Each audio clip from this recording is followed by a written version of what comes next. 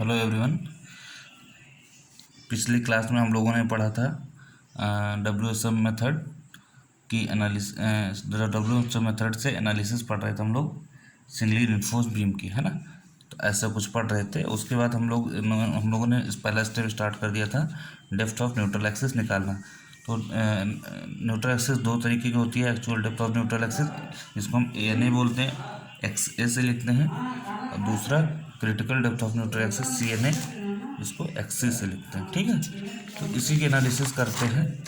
तो पहला है actual neutral axis, actual depth of neutral axis ANA में खास बात क्या है कि ये वेरी करता है, फिक्स नहीं होता, वेरी करता है।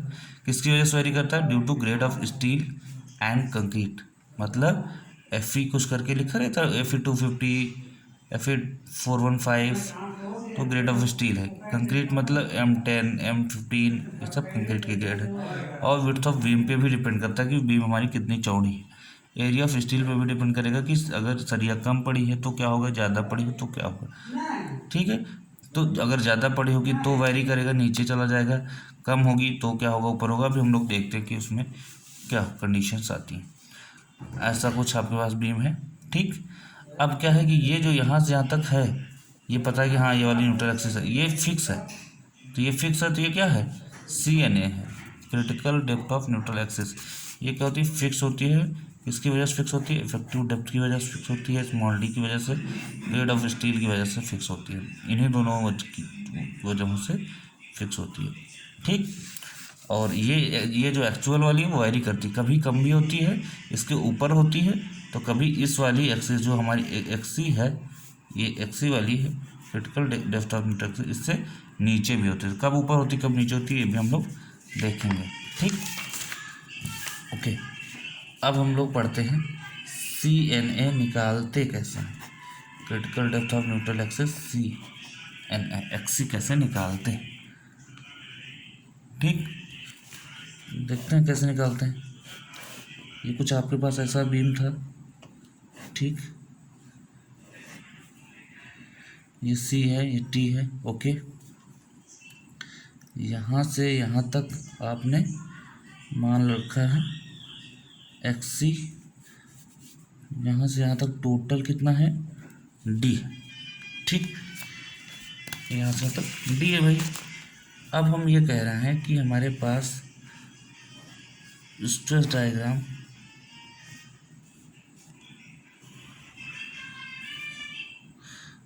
यहाँ से यहाँ तक ये क्या था? Sigma ST/m। ठीक, ये क्या था? सिग्मा CBC था। ओके, अब यहाँ से यहाँ तक कितना है?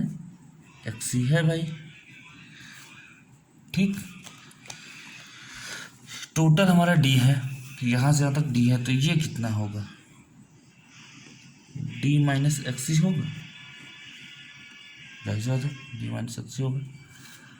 ठीक, ओके। अब हम क्या करते हैं कि ये और ये दोनों ट्रायंगल कैसे हैं? सिमिलर ट्रायंगल हैं। Hair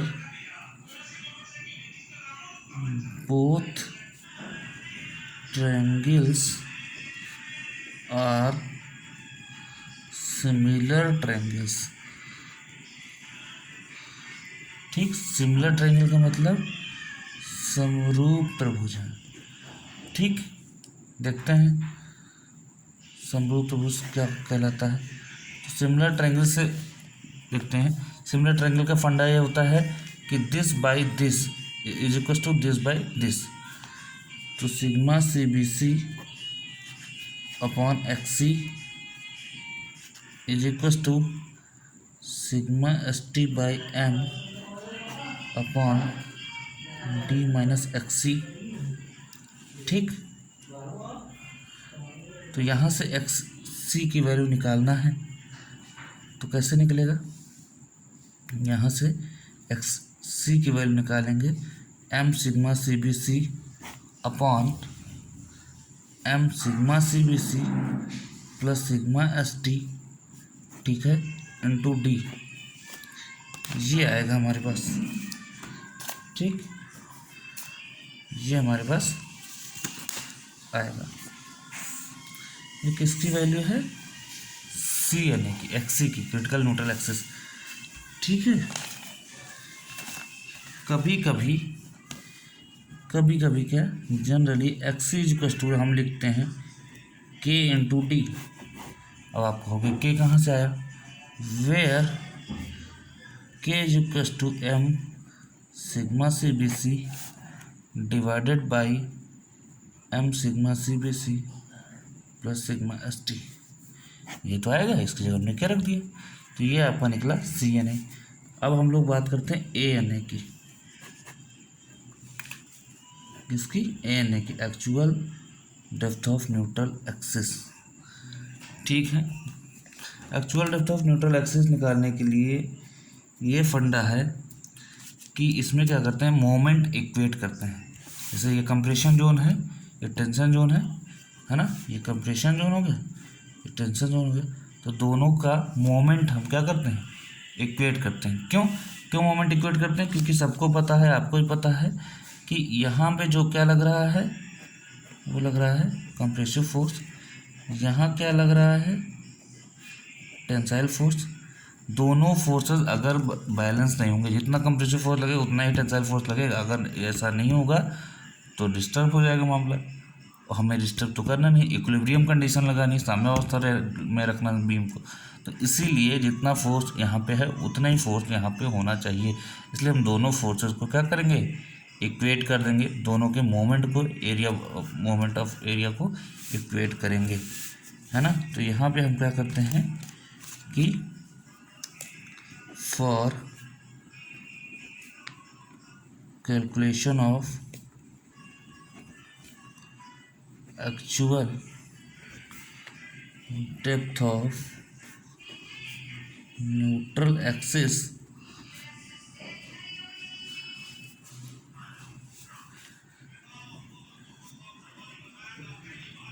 equate the moment of, ऊपर क्या है कंप्रेशन जोन, तो मोमेंट ऑफ कंप्रेसिव,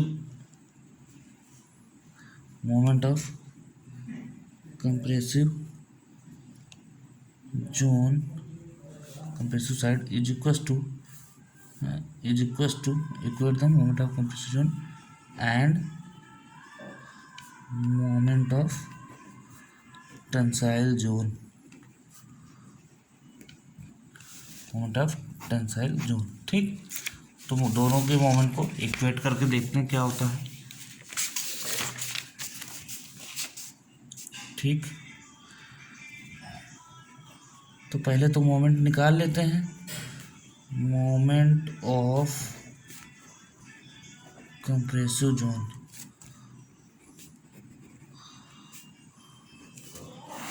क्या होगा मोमेंट ऑफ कंप्रेसिव जोन। ठीक, कंप्रेसिव जोन का मोमेंट क्या होगा, ये आपका कितना है, बी है, और मोमेंट ऑफ एरिया है, मोमेंट ऑफ एरिया हम निकालेंगे तो एरिया क्या होगा, बी इंटू ये कितना है, एक्स से होगा। भाई ए एन ए की बात हो रही ना, अरे भाई देखो ये आपका कंप्रेशन है, यहाँ से यहाँ तक बी है। ठीक,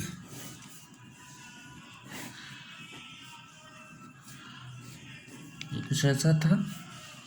ठीक, अब यहाँ पे क्या है, सिग्मा सी बी सी, यहाँ से यहाँ तक अब क्या होगा, यहाँ सुनो, X A naught X C, this is X A. ठीक, अब क्या होगा, मोमेंट क्या निकलेगा, moment of area in compression zone is equal to क्या होगा, बी, एरिया क्या होता है, लंबाई गुणे चौड़ाई, तो बी इंटू एक्स ए, इतने का सिर्फ एरिया, सिर्फ इतने का एरिया, सिर्फ इतने का एरिया है ना, तो बी इंटू एक्स ए, ये हो गया एरिया। ठीक, बी इंटू एक्स ए, ये हो गया एरिया, और बी इंटू एक्स ए ये एरिया हो गया आपका। ठीक, और ये जो एक्स ए है, ये यहाँ से, ध्यान सुनो, ये यहाँ से न्यूट्रल एक्सिस से न्यूट्रल एक्सिस से ये कितनी दूर पे है? न्यूट्रल एक्सिस से आपको पता होना चाहिए, नहीं पता तो देख लीजिए। रेक्टेंगुलर के केस में एग्जैक्ट सेंटर पे क्या होता है, सेंटर पे फोर्स एक्ट करता है। ठीक, तो यहाँ से इसका जो सी जी है, न्यूट्रल एक्सिस से सी जी की दूरी क्या है, इसका जस्ट हाफ होगा एक्स से बाई 2। ठीक, तो इंटू एक्स से बाई 2। कुल मिला के क्या करना है आपको, एरिया निकालना है into this distance, neutral axis से यहाँ तक की सी जी का दूरी। ठीक, अच्छा, moment of area in compression zone आ गया। ठीक, equation number 1, moment of area in tension zone, tension zone में नीचे वाला जोन। ठीक, अच्छा, नीचे वाला जोन क्या है भाई, बताइए, नीचे वाला जोन क्या है? ये इतनी दूरी कितनी है, डी माइनस एक्स है, डी माइनस एक्स से है।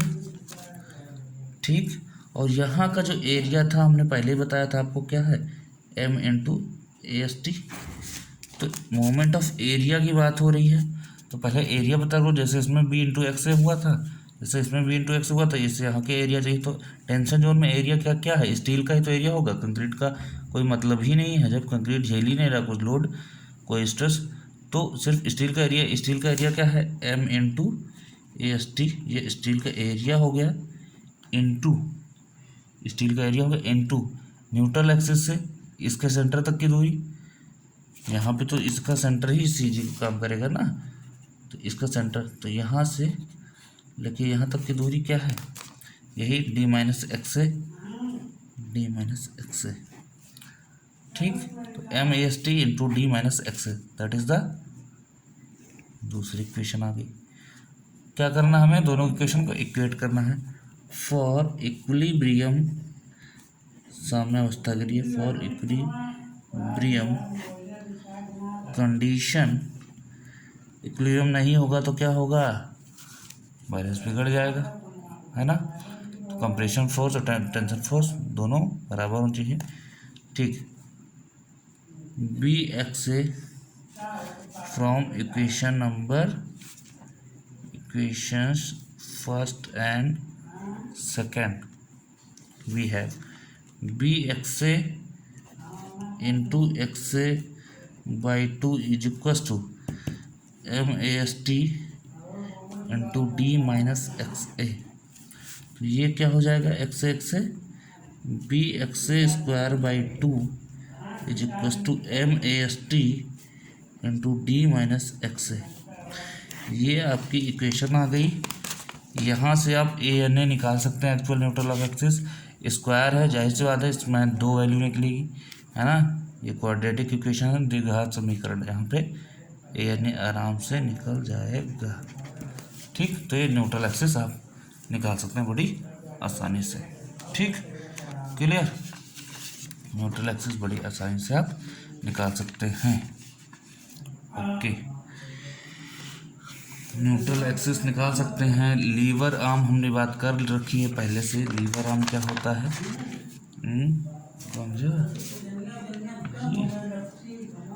लीवर आर्म हमने बात की थी। लीवर आर्म क्या होता है, ये जो फोर्स लग रहा है यहाँ पे, कंप्रेशन फोर्स टेंशन फोर्स बीच की दूरी, है ना। तो एक बार फिर से बात कर लेते हैं, लीवर आर्म की ज़रूरत पड़ेगी आगे। लीवर आर्म, ठीक, इसको कभी कभी कहीं कहीं एल ए से लिखा जाता है। ठीक,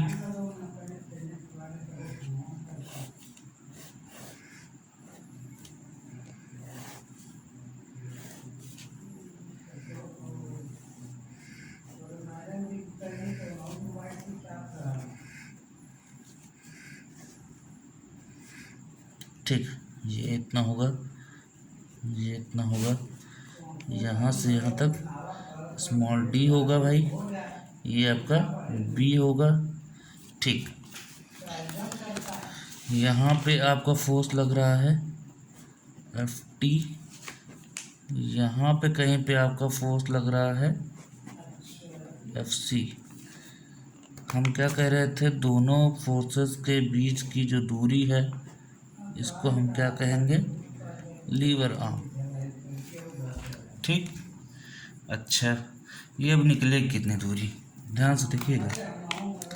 ये टोटल डी है, यहाँ से यहाँ तक की दूरी एक्स ए है, neutral of axis, left of neutral axis, या एक्स कह लो। ये कितनी है, डी माइनस एक्स है। ठीक, और एक चीज़ और, कि ये कितना है, सिर्फ और सिर्फ ये कितना है भाई साहब, एक्स बाई 3 नहीं होगा। तो फिर यहाँ से यहाँ तक क्या होगा, सिंपल सी बात है, डी माइनस एक्स बाई 3। भाई एक्स बाई 3 हटा दो पूरा डी से, बस यहाँ से तक डी पूरा है, एक्स बाई 3 हटा दो। तो कुल मिला के लीवर आर्म हो गया, lever arm is equal to total D, lever arm is equal to हो गया total D minus X by 3, बस और कुछ नहीं। ठीक, लीवर आर्म को हिंदी में बोला जाता है उत्तोलक भुजा, है ना। तो परेशान होने की जरूरत नहीं है हिंदी वालों को, लीवर आर्म का मतलब ये होता है।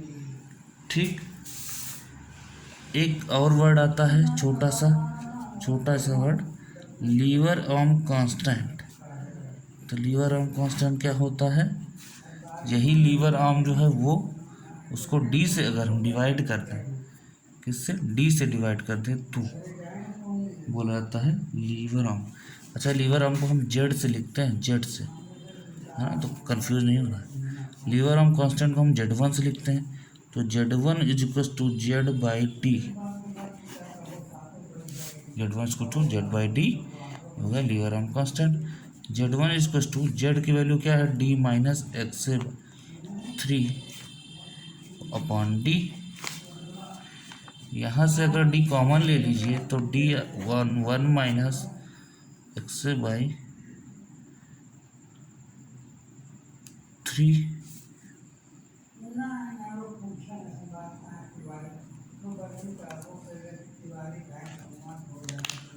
एक मिनट, ये आएगा डी कॉमन ले लिया तो 1 माइनस एक्स बाई 3, यहाँ आएगा 1 बाई डी अपॉन आएगा डी, तो डी डी कैंसिल।